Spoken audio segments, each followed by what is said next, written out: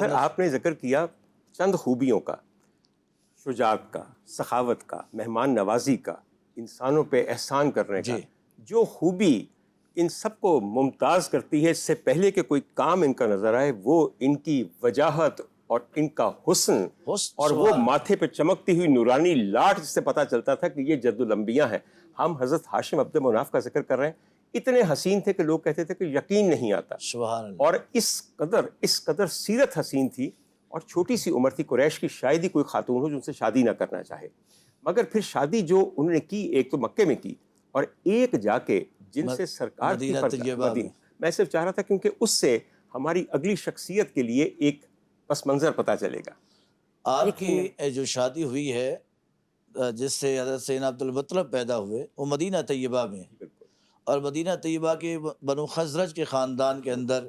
عدی بن نجار کے گھرانے میں۔ واہ، ہم نے اسی لیے آپ یاد کیجئے کہ ہم نے یہاں کیا تھا ذکر حضرت ابو ایوب انصاری کا، اور سرکار نے کہا تھا خزرج اور مدینہ میرا ننہال ہے، کیونکہ میری پردادی کا تعلق یہاں سے ہے۔ بالکل، اور یہ ننہال سے پاک نبی صلی اللہ علیہ وسلم کا ہی نہیں ہے، آپ کے دادا جان کا بھی ننہال وہی ہے، بالکل، بے شک یہی، بالکل، اور حضرت سیدنا عبد المطلب کی ولادت گاہ بھی وہی ہے۔ بالکل، اچھا، یعنی کہ شادی کی مدینے کی ایک خاتون بی بی سلمہ سے، اور انتخاب کر کے سر مجھے وہ منظر ابھی تک یاد آتا ہے کہ بازار میں تھے اور ظاہر اس وقت پردہ نہیں تھا، ایک بی بی کو دیکھا اور دیکھتے ہی رہ گئے۔ سر یہ نظریں جو ہے نا یہ ٹکائی ہوئی ہیں میرے پروردگار کی، جس خاتون کے سر پہ یہ تاج رکھنا جانا چاہیے تھا کہ وہ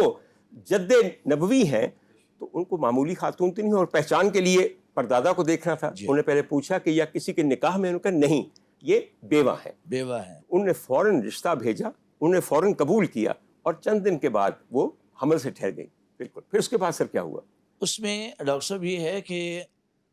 آباء اجداد نبوی جب گھروں سے نکلتے تھے وہ اپنی پیشانی کی لاٹ سے پہچانے جاتے تھے، ان کے چہروں کے اندر ایک الگ نور چمکتا تھا، اور آپ نے ان کے تواریخ کا اگر مطالعہ کیا ہے، بغور مطالعہ میں سمجھتا آپ نے کیا ہوگا کہ جب بھی کبھی قحط کا وقت آتا یا جنگوں کا وقت آتا یا اس طرح کا کوئی معاملہ آتا، یہ بزرگ کسی پہاڑی پر تشریف لے جاتے، وہاں جب دعا کے لیے ہاتھ اٹھاتے تھے تو ایک نور ان کے جسموں کے ارد گرد جو ہے وہ طواف کرتا تھا، چکر لگاتا تھا، اور وہ اللہ کریم کی بارگاہ میں سوال یہ کرتے تھے، یا اللہ یہ جو نور ہمیں دکھا رہا ہے اس کے وسیلہ سے مہربانی فرما، اور یہ ہماری پریشانی، یہ ہمارا جو مصیبت ہے اس کو دور فرما۔ اللہ تبارک و تعالیٰ اس غم اور تکلیف کو دور فرماتا۔ حضرت ہاشم کا جب آپ کی شادی ہو گئی مدینہ طیبہ میں حضرت سلمہ کے ساتھ، وہ ایک پارسا اور انتہائی عبادت گزار خاتون تھی، اور آپ کے خاندان کے افراد صرف توحید پرست ہی نہیں تھے بلکہ دینی ابراہیمی پر مکمل عمل پیرا تھے، اور کسی بت کو نہیں پوچھتے، اور آپ کے خاندان، آپ کی نسل کے اندر کوئی کافر پیدا نہیں ہوا، بالکل، اللہ نے سارے ایمان والے پیدا فرمائے ہیں۔ بے شک، اور ہمارا ایمان اور یقین ہے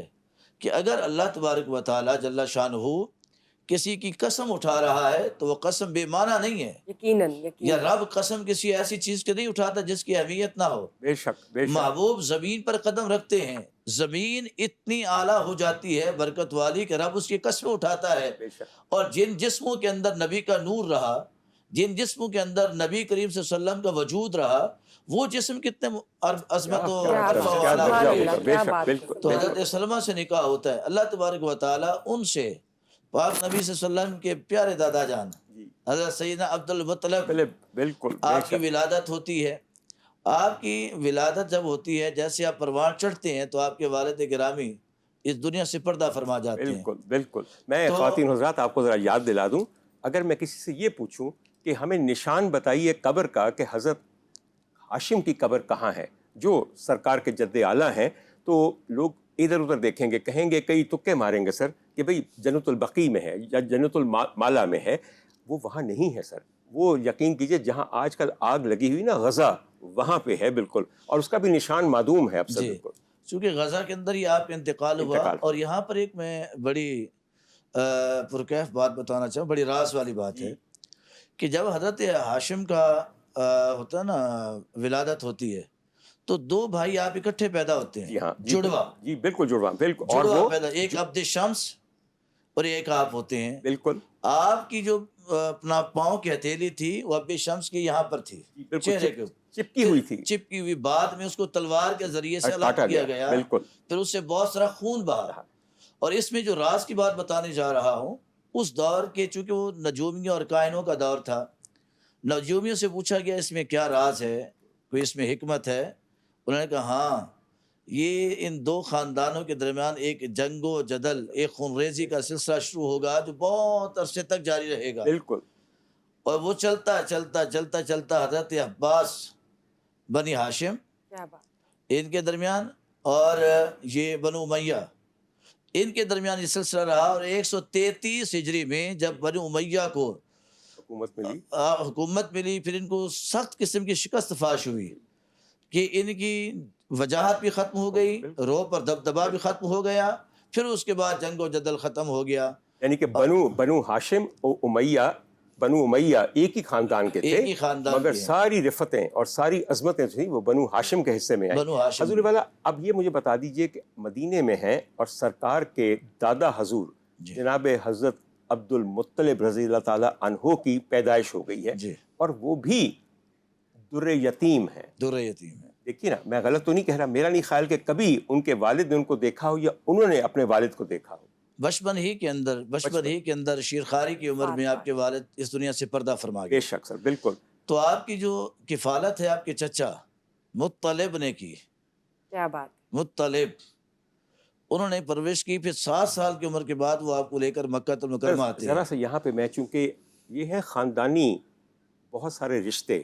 اور مجھے یقین ہے کہ میری بہن نصرت جانتی ہیں کہ خاندانی رشتوں کو پہچاننے، جاننے اور یاد رکھنے میں خواتین جد طولہ رکھتی ہیں، مردوں کو عموماً نہیں پتہ ہوتا۔ تو میں ذرا سا آپ کے ساتھ دہرائی کر رہا ہوں اگر آپ مناسب سمجھیں۔ ہم ابھی ذکر کر رہے ہیں جناب کے پردادا کا، جناب ہاشم کا، عبد مناف کا، تو ہم نے سوچا کہ بھئی 4 بیٹے ہیں ان کے۔ سب سے بڑے بیٹے ہیں اسد، جو کہ حضرت علی مولا کائنات کے نانا، میں غلط تو نہیں کہہ رہا سر؟ بالکل درست ہے۔ اس کے بعد ان کے بیٹے ہیں خویلد، ایک بیٹے ہیں صفی، اور سب سے چھوٹے بیٹے جو ہیں وہ جس طرح نے فرمایا کہ مدینے میں پیدا ہوئے وہ ہیں حضرت عبد المطلب۔ سر یہ حساب صحیح ہو گیا کہ نہیں ہو گیا؟ بالکل صحیح ہوا۔ جی یہ نام لے کے یقین کیجئے ہم ان کو خوش کر رہے ہیں جو ان کی اولاد زرعی ہے۔ بالکل سر، آپ کے دادا کو کوئی نام لے، آپ مجھے کچھ نہ دیں، آپ بہت کنجوس ہو اور کسی صورت نہ، تو میں پتہ بھکاری کا کیا کام ہوتا ہے آگے کہوں بھائی یہ بتائیے کہ پیر مرید الدین کی اولاد مجھے کچھ دے گی آج کہ نہیں اپنے باپ کے نام پہ؟ کہوں گا کہ نہیں؟ بالکل ایسے ہی ہے۔ میں صحیح پہنچا ہوں کہ نہیں؟ بالکل ایسے دل پگھل جائے گا کہ نہیں؟ ایسے ہی ہے۔ تو اپنے سرکار کے سامنے بھی ہم یہی کہیں گے کہ پاک پروردگار اپنے حبیب تک ہمارا یہ پہنچا کہ اپنی جد حسین کے آپ کے ساتھ ہم بالکل سب جو ہاتھ بلند کرتے ہیں کہ ان کے طفیل ہم تو کھاتے ہی ان کا ہیں، ان کے نام کا صدقہ۔ یہ سلسلہ جو ہے وہ دیکھیں نا کہ اسی تے کھانے یا یارو خدا دے یار دا صدقہ، دین ایمان دا صدقہ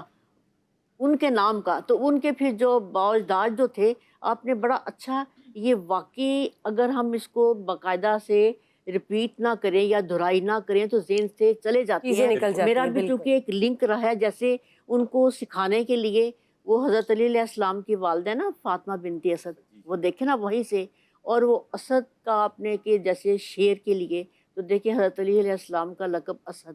ان کی دیکھیں جو زوجہ محترمہ فاطمہ بنت محمد صلی اللہ علیہ وسلم، تو وہ سلسلہ دیکھیں نا، ناموں کا بھی یہ دیکھیں، جیسے بعض کہتے ہیں نا کہ دادا کے نام کے اوپر نام رکھنا ہے، تو یہ وہیں سے چلا ہے۔ بعض لوگ پسند کرتے ہیں یا نہیں کرتے، تو یہ اپنے آباء و اجداد سے جڑے رہنا یہ اللہ تعالیٰ کو اتنا پسند ہے کہ ان کی کہتے ہیں نا کہ آپ کے جس کے ماں باپ زندہ ہیں وہ تو مرشد اس کے گھر میں ہے، ان کو کہیں کہ دعا کریں، تو وہ سلسلہ وہیں سے یہ ہماری تربیت کا حصہ ہونا چاہیے، جو کہ سوری ٹو سے کہ جو اب آج کل کے بچے چھوٹے جو گریڈ 1 2 3 جو بھی چلتے ہیں، تو ان کے ساتھ یہ سلسلہ بالکل نہیں ہے۔ یہ ہم جیسے انہوں نے کیا، ہم نے اپنے استادوں سے سیکھا۔